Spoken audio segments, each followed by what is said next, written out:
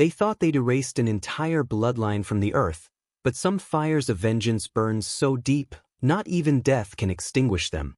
If you're ready for a story that'll shake you to your core, hit that subscribe button and let's ride into the darkness of the Old West together.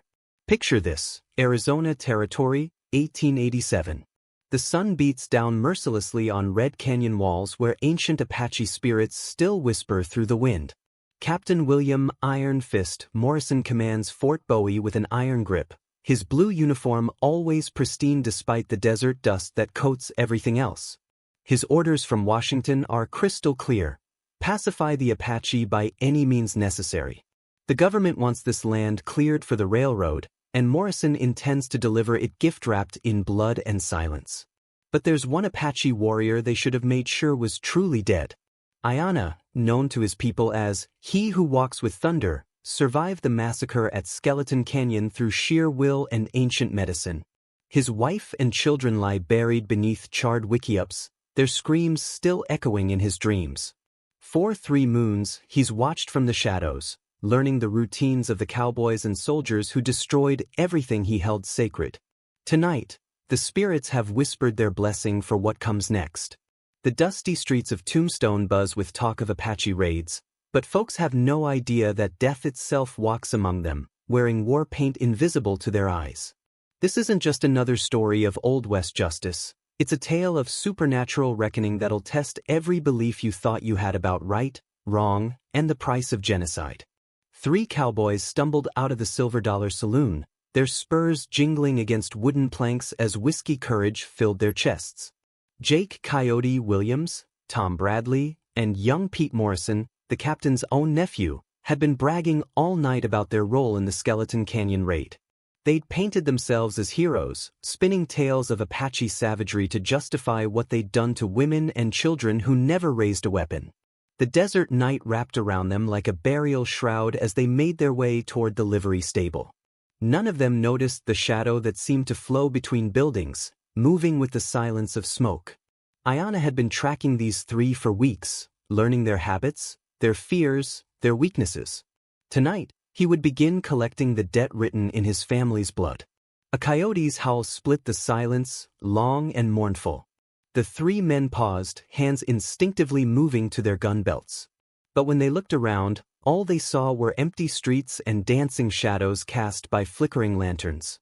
What they didn't see was the Apache warrior perched on the general store's roof, war paint gleaming like liquid obsidian in the moonlight. "Just a coyote, boys," Jake laughed nervously, but his voice cracked like a 12-year-old's. Something primal in his gut told him they were being hunted, but his whiskey-addled brain couldn't process the danger lurking just beyond perception. The night itself seemed to be watching them, waiting with the patience of stone. But what happened next would prove that some debts can only be paid in terror. Jake Williams never made it home that night. They found him at dawn, strung up in his own barn with Apache symbols carved into the wooden beams around his body. But here's what made even the hardest men in Tombstone's gut churn: Jake was alive when they found him, his eyes wide with a terror so complete it had driven him stark raving mad. The only words he could whisper were, "Ghost warrior," over and over again. Sheriff Pat Garrett examined the scene with the careful eye of a man who'd seen every kind of violence the frontier could dish out. The rope work was traditional Apache, but that wasn't what bothered him. It was the fact that Jake hung exactly 13 feet from the ground, not 12, not 14, but 13. In Apache tradition, that number marked a soul condemned to walk between worlds for eternity. Tom Bradley and Pete Morrison stood at the barn's entrance, their faces pale as church linen. They'd heard the Apache war cry around midnight, a sound like thunder mixed with a mountain cat's scream, but they'd been too drunk to investigate. Now they realized that sound had been Jake's death sentence being pronounced by something that shouldn't exist in the world of civilized men. The townspeople gathered in nervous clusters, whispering about Apache uprisings and calling for military protection.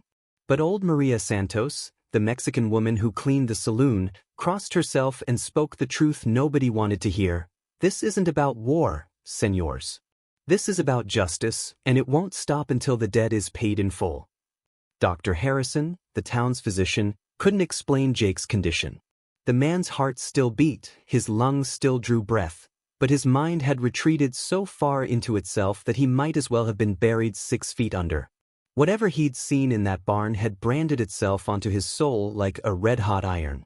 But Jake Williams was only the beginning of a reckoning that would paint the desert red. Captain Morrison received word of Jake's accident while reviewing supply reports at Fort Bowie. His weathered hands crumpled the telegraph message as rage built in his chest like steam in a locomotive. This was Apache work, no doubt about it, but how could any warrior have penetrated so deep into white territory without being seen? His patrols covered every inch of the surrounding desert like a spider's web. What Morrison didn't know was that Ayanna wasn't traveling the roads or following the valleys. He moved through places most men couldn't even imagine, ancient Apache paths that wound through hidden caves and forgotten canyons, routes his grandfather's grandfather had used when the world was younger. The spirits of his ancestors guided each step, making him invisible to white eyes that saw only what they expected to see. Tom Bradley barricaded himself in his room above the barbershop, a loaded shotgun across his knees and a bottle of rotgut whiskey for courage. Every shadow that moved past his window sent his heart hammering against his ribs like a trapped bird. He'd helped burn those Apache wiki-ups, had laughed when the women screamed for mercy they'd never receive. Now that laughter felt like poison in his memory. The second night brought sounds that defied explanation. Drumbeats echoed from empty buildings. Apache war chants drifted through streets where no Apache should be. The town's dogs wouldn't stop howling, and horses in the livery stable kicked at their stalls with wild-eyed terror. Even the prostitutes at Mamie's house refused to work, claiming the very air tasted of death and vengeance. Young Pete Morrison sat in his uncle's office, cleaning his Colt .45 for the 20th time that day. At 19, he'd thought himself a man when he'd followed his uncle's orders at Skeleton Canyon. Now he understood the difference between killing in battle and butchering families in their sleep. The weight of that knowledge pressed down on his shoulders like a mountain of stone. But the ghost warrior was just getting started, and the night was still young. Ayanna crouched on the mesa overlooking Tombstone, his fingers tracing the sacred symbols painted across his chest in white clay and charcoal. Each mark told a story: his wife's gentle laugh, his daughter's first steps, his son's proud declaration that he would grow up to be a great warrior like his father. All of it reduced to ash and memory by men who saw Apache families as nothing more than obstacles to profit. The massacre at Skeleton Canyon played out in his mind like a recurring nightmare painted in blood and fire. Captain Morrison's troops had surrounded the peaceful village at dawn, claiming they'd come to negotiate a new treaty. But the only negotiation they'd planned was delivered through rifle barrels and cavalry sabers. Women clutching babies had been gunned down while trying to flee. Children had been trampled under horses' hooves. He remembered the moment a bullet had torn through his chest, dropping him beside his burning home. The soldiers had left him for dead, but the old medicine man's teachings had kept his spirit tethered to his body. For 3 days, he'd lain among the corpses of his people, drawing strength from their dying whispers of vengeance. When he finally rose, he was no longer fully human. He'd become something else, something that lived in the space between life and death. The white men had made one critical error in their genocide. They'd failed to understand Apache beliefs about the afterlife. When a warrior's family is murdered unjustly, their spirits cannot rest until balance is restored. They become part of their living kinsman's strength, whispering secrets and lending him abilities that transcend mortal limitations. Tom Bradley wouldn't live to see another sunrise. Ayanna had already chosen the method, not quick like Jake Williams, but slow and artistic. The man would have time to remember every scream from Skeleton Canyon before his own throat produced its final sound. But first, the ghost warrior had a message to deliver to Captain Morrison. Captain Morrison found the Apache arrow embedded in his office door at Fort Bowie, its obsidian point gleaming like a black star in the lamplight. Wrapped around the shaft was a piece of buckskin painted with symbols that made his blood run cold, not because he understood their meaning, but because something primal in his soul recognized them as a declaration of war against his very existence. Sergeant Murphy, a 20-year veteran of Indian wars, translated the symbols with hands that trembled like autumn leaves. "It's a death warrant, sir. Written in the old way. Says the spirits of Skeleton Canyon have chosen their instrument of justice, and no white man's God can protect you from what's coming. The grizzled sergeant had fought Apaches from Mexico to Montana, but he'd never seen markings like these. That same night, Tom Bradley screamed once, a sound so full of agony it woke half the town. When Sheriff Garrett and his deputies broke down the barbershop door, they found Bradley hanging upside down from the ceiling rafters, alive but broken in ways that would make a grown man weep. His eyes had been painted with the same white clay found on Apache burial masks, marking him as a walking dead man. The most chilling detail wasn't the rope work or even the ritualistic positioning. It was the single eagle feather placed on Bradley's chest, a sign that the Apache nation itself had sanctioned this vengeance. This wasn't the work of some rogue warriors seeking personal revenge. This was tribal justice being dispensed by hands guided by ancestral spirits. Pete Morrison sat in the fort's chapel, praying to a God who suddenly seemed very far away. At 19, he'd thought glory came from following orders and pulling triggers. Now he understood that some orders carry a price that echoes through eternity. The weight of his rifle felt heavier than iron chains as he contemplated what his young hands had done to innocent families. But prayers whispered in fear rarely reach heaven, and the ghost warrior was already inside the fort's walls. Fort Bowie had been designed to be impregnable high walls, armed sentries, strategic positioning on elevated ground. But Ayanna moved through it like smoke through a screen door, using skills passed down through generations of Apache warriors who'd learned to be invisible even in open desert. The white man's fortress was full of blind spots that became highways for a ghost seeking justice. The first sentry died without a sound, his throat opened by an obsidian blade that had been blessed by medicine men in ceremonies older than Christ. The second guard found his rifle mysteriously jammed when he tried to raise an alarm. By the time he realized death was standing behind him, it was already too late for anything but a prayer his killer couldn't hear. Captain Morrison paced his office like a caged wolf, a loaded pistol in each hand and enough ammunition to fight off a small army. But bullets can't kill what's already dead, and silver can't wound what was forged in the fires of righteous vengeance. Every shadow that moved past his window might hide the instrument of his destruction. The ghost warrior left his calling card on Morrison's desk, a small medicine pouch filled with soil from Skeleton Canyon, blessed by the spirits of the murdered innocents. Inside the pouch was a single human tooth, small and white. A child's tooth. Morrison's nephew Pete would recognize it as belonging to the Apache girl they'd found hiding in the root cellar, the one who'd begged for her mother in a language they'd pretended not to understand. The fort's other soldiers huddled in the barracks, weapons ready but spirits broken. They could feel something unnatural moving through their sanctuary, something that turned their supposedly impregnable fortress into a trap. The very air seemed to whisper Apache death songs, and their horses refused to stop screaming. But the final act of this supernatural drama was about to unfold in ways none of them could imagine. Pete Morrison stared at the small tooth in his trembling palm, memory crashing over him like a flash flood through a desert arroyo. He remembered now, the Apache girl couldn't have been more than 8 years old, with eyes like a startled deer and braids decorated with tiny beads that caught the morning sunlight. She'd whispered, "Please," in perfect English before his uncle's order rang out across the canyon. The young man's rifle clattered to the floor as 27 days of buried guilt erupted from his chest in a sound that was part sob, part howl. He tried to convince himself that following orders absolved him of sin, that soldiers weren't responsible for the moral weight of their actions. But that child's face had been haunting his dreams, asking the same question over and over, why? In the officers' quarters, Captain Morrison finally understood the true scope of what he'd unleashed. This wasn't about territorial expansion or military strategy. This was about a father's love transformed into an instrument of divine retribution.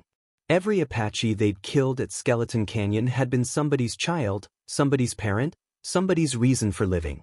The ghost warrior materialized in the doorway like morning mist taking human form. War paint covered his chest in symbols that seemed to move in the lamplight, and his eyes held the accumulated weight of every murdered dream from Skeleton Canyon. He wasn't just one man seeking vengeance, he was the physical manifestation of an entire people's cry for justice. "You remember her name, Ayana spoke in English, his voice carrying the authority of thunder rolling across mountain peaks. The child. You remember because her spirit won't let you forget. Say her name, and I will grant you the mercy you never showed her. But some sins are too heavy for words, and some debts can only be paid in the currency of suffering. Ayana means eternal blossom in your language, Pete Morrison whispered, his voice breaking like thin ice under heavy boots. That was her name. She was trying to protect her baby brother when we found them in the root cellar. I can still hear her singing to him, some Apache lullaby that sounded like water flowing over stones. The young soldier's confession poured out like blood from an opened vein, 27 days of suppressed horror finally finding voice. He told how Captain Morrison had ordered the children killed to prevent future warriors, how they'd burned the bodies to hide the evidence, how they'd reported the massacre as a legitimate military engagement against hostile combatants. Ayana listened with the patience of stone, but his eyes burned with fires that had been kindling since the first innocent scream at Skeleton Canyon. This boy soldier carried guilt like a physical weight, his conscience doing what Apache justice would have demanded. Sometimes the cruelest revenge is letting a man live with the full knowledge of what he's done. Captain Morrison burst through the door, pistol drawn and murder in his eyes. Stand away from my nephew, you red devil. This is between you and me. But his commanding voice cracked when he saw Pete kneeling before the Apache warrior like a penitent before a priest, tears cutting clean tracks through the desert dust on his young face. Your nephew understands what you refuse to see, Ayana replied, his English carrying just the trace of an accent learned in mission schools before the world taught him that white man's education came with a price written in his people's blood. Children learn the difference between soldiers and murderers. You never did.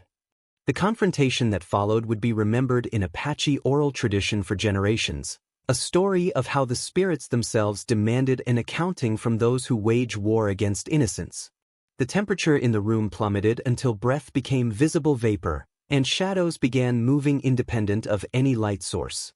Captain Morrison's pistol felt like ice in his grip as something beyond mortal understanding manifested around the Apache warrior. The spirits of Skeleton Canyon had arrived to witness justice being dispensed in their names. Translucent figures filled the office, women clutching phantom children, old men bearing the dignity of destroyed wisdom, warriors who died trying to protect their families from cavalry sabers. They didn't speak, but their presence carried the weight of accumulated anguish that pressed against the living like a physical force. Pete Morrison could see them all, his guilt having opened doorways in his perception that should have remained forever closed. Among the ghostly crowd, he recognized the little girl whose tooth he still clutched in his palm. She stood beside a woman who must have been her mother, both of them watching him with eyes that held no hatred, only infinite sadness for what the world had taught him to become. The spirits offer you a choice, Captain, Ayana announced, his voice now harmonizing with whispers that seemed to come from the very walls. Face their judgment here, or continue running until your own death finds you. But know this, every night for the rest of your life, you will see their faces. Every morning, you will wake to the sound of children screaming your name. Captain Morrison's hand shook so violently he couldn't keep his pistol aimed. The rational part of his mind screamed that this was impossible, that dead people couldn't return to prosecute crimes committed by the living. But rational thought crumbles in the presence of supernatural truth, and truth was filling his office like flood water. The choice he made next would determine whether his soul found peace or wandered forever in the desert of his own making. I gave the order, Captain Morrison whispered, his pistol clattering to the floor as his knees buckled under the weight of spectral judgment. God help me, I gave the order to kill them all. The women, the children, the elders who couldn't fight back. I told myself it was military necessity, but I knew. Christ Jesus, I knew what we were really doing. The confession tore through him like shrapnel, 27 years of military conditioning cracking under pressure no West Point training had prepared him for. He'd built his entire identity around the righteousness of following orders, but standing before the spirits of his victims, that identity crumbled like